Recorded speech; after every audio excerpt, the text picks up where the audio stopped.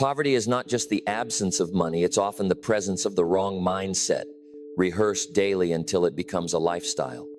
There's a silent tragedy playing out across the world, not in war zones or courtroom battles, but in living rooms and coffee shops, in the quiet resignation of people who once had dreams but traded them for survival. Not because they weren't capable, but because they weren't conscious. Now listen carefully. Most people don't fail because of what they don't know. They fail because of what they never stopped doing. You see, wealth isn't just something you pursue, it's something you attract by becoming a certain kind of person. And poverty? It doesn't arrive overnight. It creeps in through repeated neglect. A missed decision here, a wasted hour there, a habit you thought didn't matter.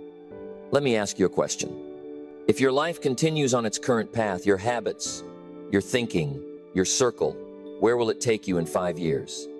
If the answer makes you nervous, that's good. That means your awareness is waking up. And today, I want to help you keep it awake. Because what if the real problem isn't that you're not working hard? What if the problem is that you're working hard on the wrong things? What if your potential isn't buried, it's just being blocked by 7 invisible mistakes? And I've seen them all. I've made them all. But once I recognized them, I changed. My results changed. And so can yours. So today, I'm not going to give you a magic formula. I'm going to hold up a mirror. Because sometimes, the best way to learn how to get rich is to start by learning what's silently keeping you poor. Vague goals create vague results. I used to tell myself, I want to be successful. That sounded noble enough. But year after year, I found myself busy, yet nowhere. Until one day, someone asked me, successful at what? And by when? I didn't have an answer. That's when it hit me. Desire without direction is just daydreaming. You see, you can run hard every day, break a sweat, and still be going in circles if you haven't drawn a map. There's a reason a ship has a rudder. Without it, even a strong wind won't help, it'll just drift. And many people are drifting through life with vague ambitions. They say things like, I just want to be rich, or I want financial freedom. That sounds exciting. Until you ask, how much? By when? Doing what? If there's no answer, there's no direction. A wish is not a plan. Let me tell you what changed everything for me. I sat down in a quiet room with nothing but a pen, paper, and a hungry heart. I wrote, I will earn $100,000 a year within 5 years. Now that number wasn't just a figure, it was a challenge. My brain kicked into gear, not to fantasize, but to strategize.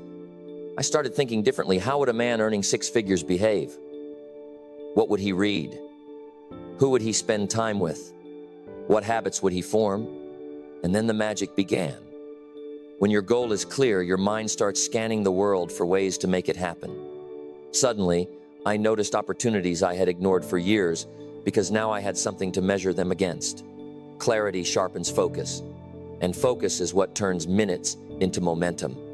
The old philosopher Seneca once said, when a man does not know what harbor he is making for, no wind is the right wind. And that's the truth. A vague goal is a quiet thief. It steals your years while keeping you convinced you're making progress. Define the destination. That's when the real journey begins.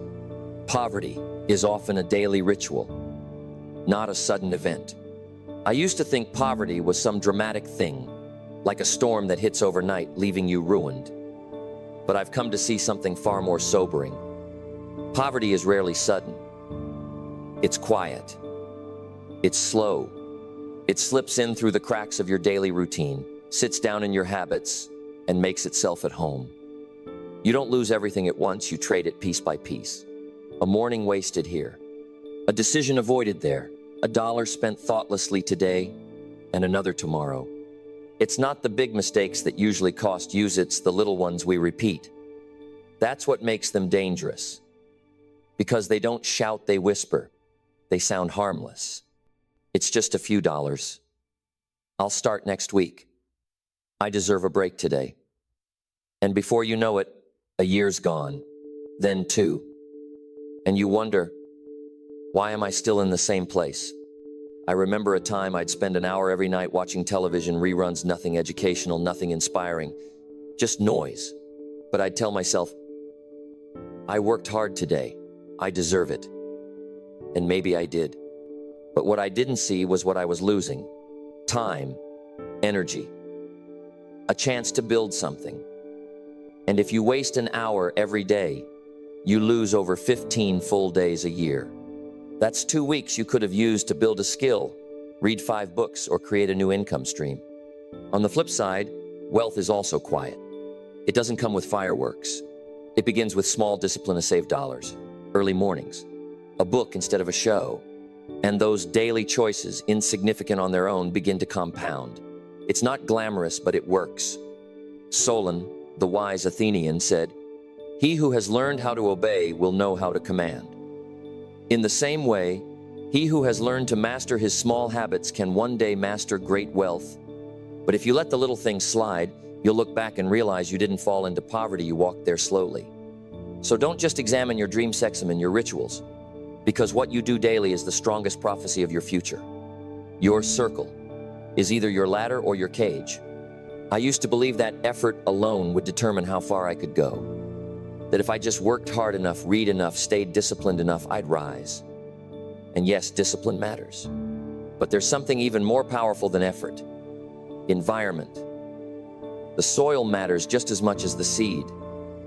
And if you're planted in poor soil around the wrong PP, even the best intentions can wither.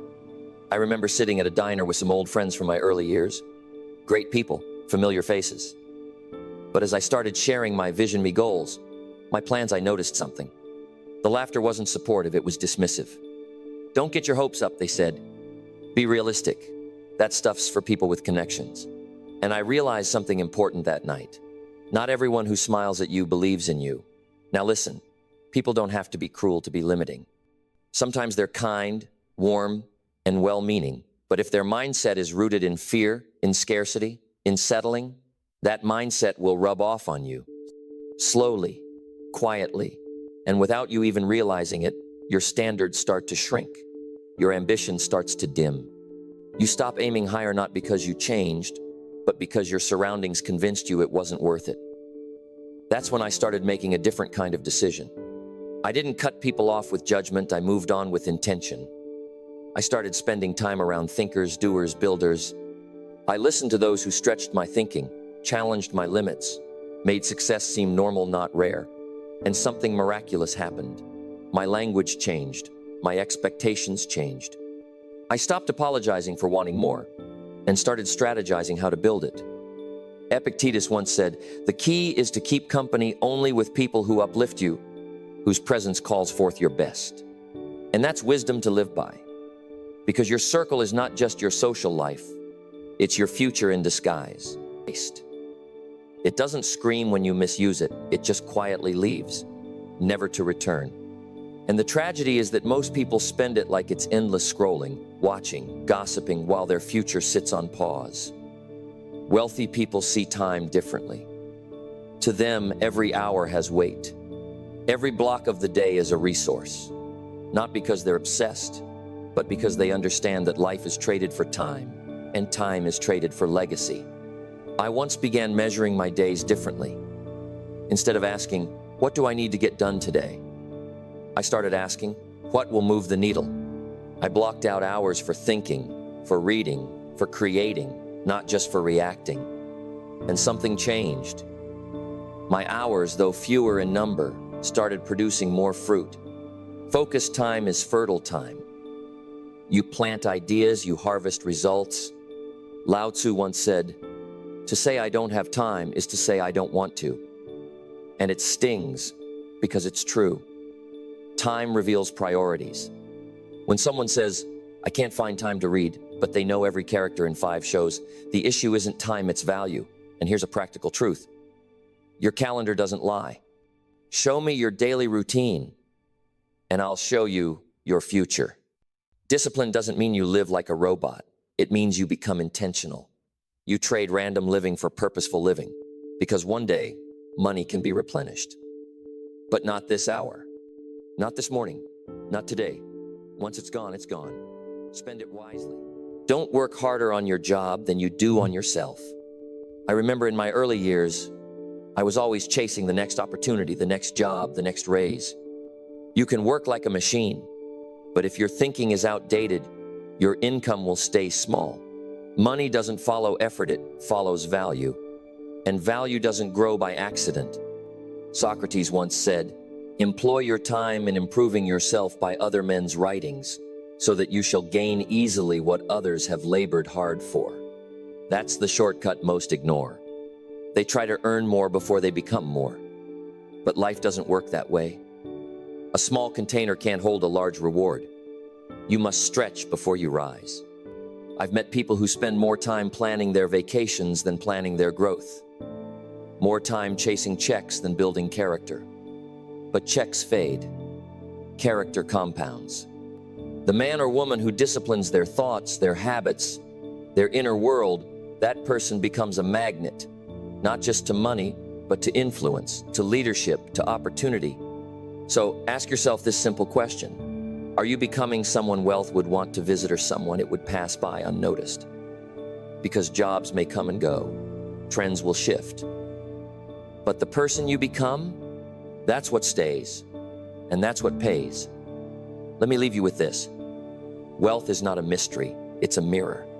It reflects the habits you form, the standards you accept, the people you allow, and the decisions you make daily. Poverty, too, is rarely sudden. It is built slowly, quietly through neglect, distraction, and excuse. If you see even one of these 7 mistakes in your life, don't be discouraged. Be grateful, because awareness is the beginning of change. You don't need to overhaul everything in a day. You just need to begin. Begin with a clear goal. Begin by upgrading your time. Begin by letting go of those who hold you back. Wealth doesn't come to the strongest or the smartest, it comes to those who act with intention. You already have the raw materials, your time, your mind, your will. The question now is, will you use them? So here's your call to action. Review these 7 truths. Write them down. Reflect deeply. Then ask yourself, where am I delaying? Who am I holding on to? What am I tolerating that's keeping me broke? And once you see it, change it. Because wealth doesn't wait. And your future is watching what you do next. Let today be the day you move.